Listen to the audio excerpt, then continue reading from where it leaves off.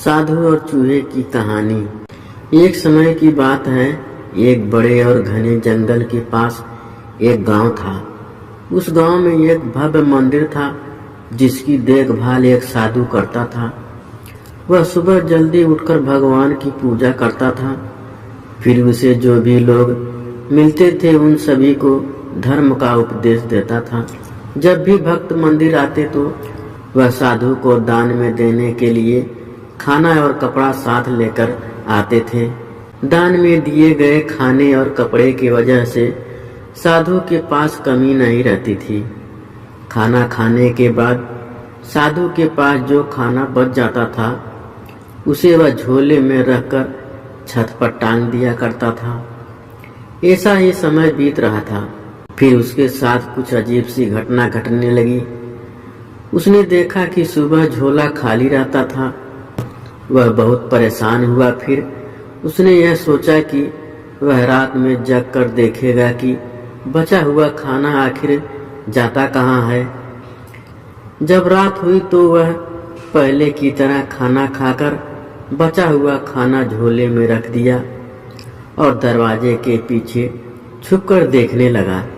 उसने देखा कि एक छोटा सा चूहा छत पर चढ़कर उसका भोजन निकाल के ले जा रहा था। अगले दिन उसने वह झोला और ऊपर टांग दिया ताकि वह चूहा वहां तक ना पहुंच सके। लेकिन चूहा बहुत चालाक था। उसने एक लंबी छलांग लगाई और वह झोले में से खाना निकालने में असफल रहा।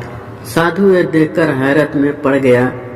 अगली सुबह वह उस चूहे से अपने बचे हुए खाने को बचाने के लिए तरकीब सोच रहा था। तभी एक दरिद्र व्यक्ति वहां आया। उस दरिद्र व्यक्ति ने साधु को उदास देख उसकी परेशानी पूछी। फिर साधु ने उस व्यक्ति को सब बता दिया।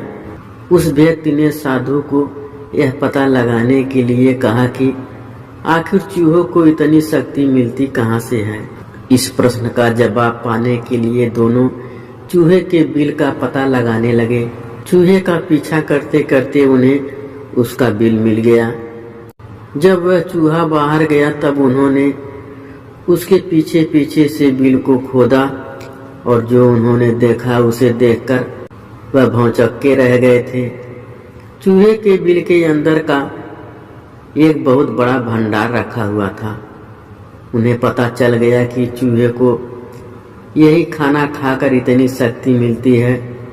चूहे के द्वारा इकट्ठा किए गए खाने को वह अपने साथ ले गए और गरीबों में बांट दिए। चूहा जब सैर करके वापस आया तो उसने देखा कि उसका पूरा खाना गायब है।